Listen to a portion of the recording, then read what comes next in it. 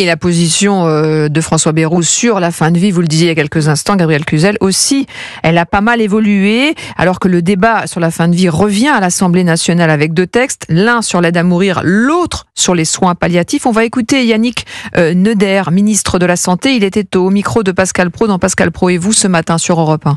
Sur les soins palliatifs, je crois qu'on peut arriver à un large consensus. Ça nécessitera des moyens, mais pas que, surtout de la formation. Il faut qu'on forme plus de médecins, plus d'infirmiers, plus d'aides-soignants pour pouvoir prendre en charge ces patients. Sur l'autre partie, sur l'aide active à mourir, c'est un sujet qui est différent. C'est-à-dire que, est-ce que le patient le fait lui-même? Est-ce qu'il a besoin d'une assistance? Qui décide? Est-ce qu'il faut une décision collégiale ou pas? On sait très bien qu'il y a, en fonction de votre sensibilité sur ces sujets-là, il y a des médecins qui auront plutôt tendance à vouloir le faire, d'autres qui ne voudront pas le faire. Et il ne faut pas non plus que le patient se retrouve au milieu. C'est un peu comme l'IVG, c'est-à-dire qu'il y a aussi une clause de conscience. C'est des sujets sur lesquels il faut qu'il y ait des débats. Voilà, Yannick Neuder, ministre de la Santé ce matin sur Europe 1. François Bayrou, le démocrate chrétien, qui soutient désormais ce texte sur l'aide à mourir, Gabriel Cluzel. Oui, c'est quand même assez stupéfiant de voir l'évolution de cet homme. Moi, je vous le dis franchement. Alors, c'est vrai qu'il y a 2 textes, c'était sa volonté, l'un sur les soins palliatifs, déjà de scinder les 2 textes. De scinder les 2 textes, parce que le voter pour les 2 textes en même temps, ça veut dire qu'on voulait améliorer les soins palliatifs et on votait en même temps pour l'euthanasie. C'était quand même un peu délirant. Là, il y a 2 textes, mais en fait, ils sont étudiés concomitamment. Et alors, le vote aussi se fait de façon si vous voulez, alors que l'idée de ceux qui défendent évidemment l'élargissement des soins palliatifs. Il faut quand même rappeler que, semble-t-il, 50% des gens aujourd'hui n'ont pas accès aux soins palliatifs. Donc l'idée, c'est de dire, avant d'arriver à l'euthanasie, de dire les gens sont dans d'atroces souffrances, il faut aller arriver à l'euthanasie. Voyons ce qu'on peut faire pour calmer ces souffrances grâce aux soins palliatifs, psychologiques, physiques, etc. Mais en fait, en réalité, ces 2 textes arrivent en même temps.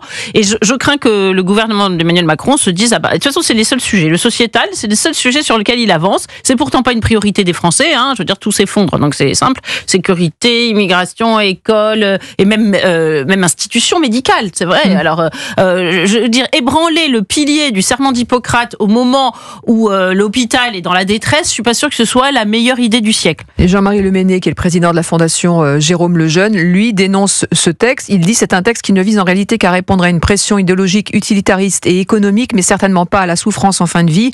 Les soins palliatifs qui coûtent cher seront donc pour les riches et l'euthanasie qui ne coûte rien sera assez bonne pour les pauvres. Au moins, nous sommes prévenus. Voilà, c'est un risque.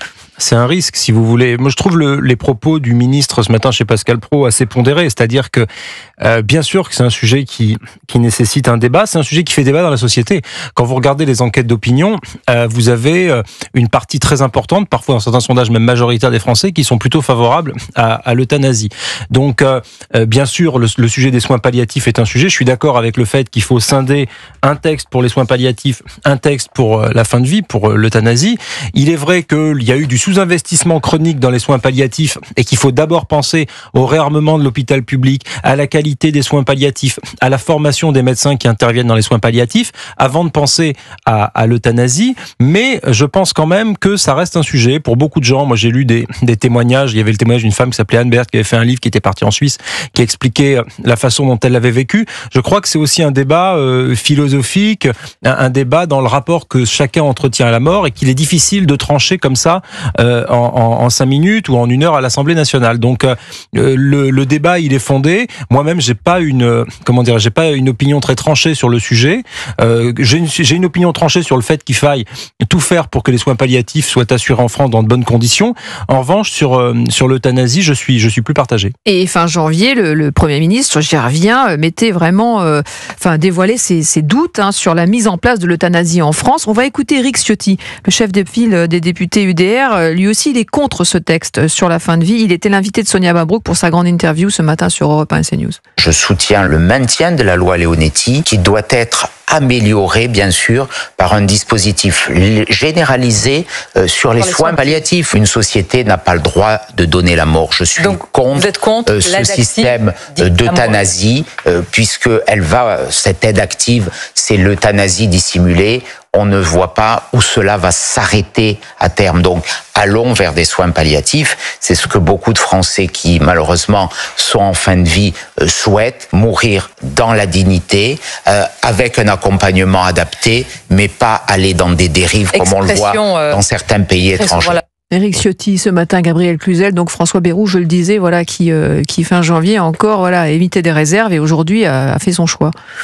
Oui, vous savez, François Bayrou, il a écrit La vie d'Henri IV, qui avait dit, paraît-il, Paris vaut bien une messe. Lui, il dit, être Premier ministre vaut bien une autre trahison. Ouais, parce que sur un plan personnel, moi, j'avoue que je suis assez heurtée, quand même. Je me dis, mais que vaut aujourd'hui la parole des politiques? Vous avez raison, il y a beaucoup de gens aujourd'hui, parce que ça travaille la société depuis un moment, et puis il y a des lobbies pro-euthanasie qui font en sorte que la société soit travaillée. Vous savez, même les mots ont un sens, quand on vous dit, est-ce que vous voulez mourir dans la dignité? Bien sûr.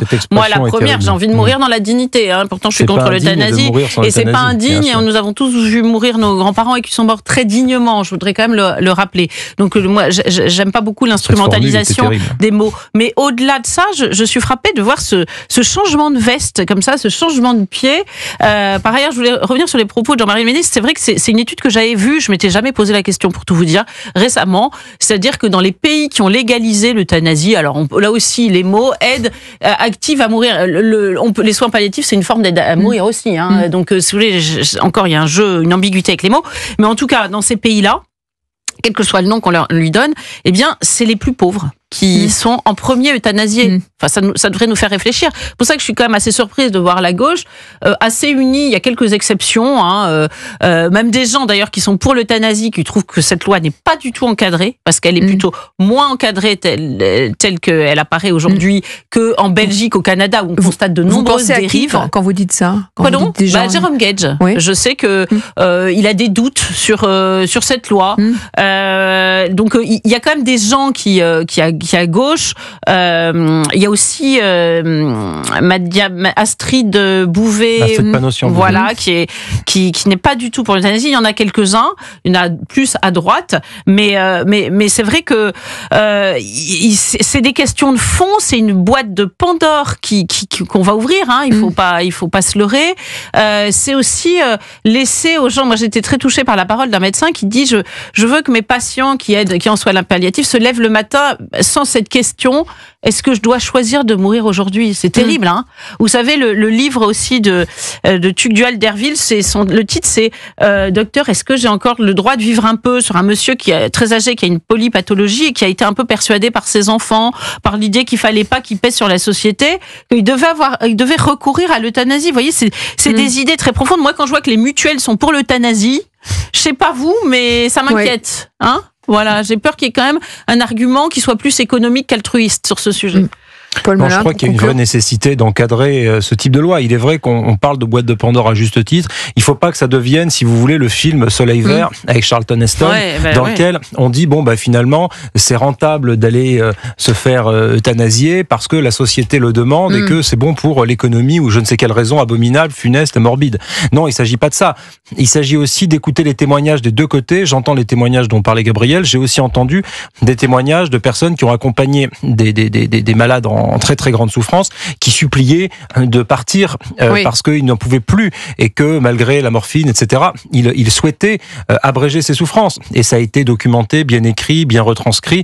Et donc, il m'est difficile, si vous voulez, d'avoir un regard tranché là-dessus. En revanche, là où j'ai un regard tranché, c'est que je pense que si on ouvre l'euthanasie, je suis d'accord, il faut nommer les choses telles qu'elles sont, sans mettre un certain nombre de normes, de règles minimales, on risque effectivement de tomber dans une libéralisation de cela, où ça deviendra finalement une espèce de norme et où on culpabilisera ceux qui n'y recourraient pas. Donc il faut être très prudent, ça peut être une avancée sociétale, mais il ne faut pas le faire dans n'importe quelle condition.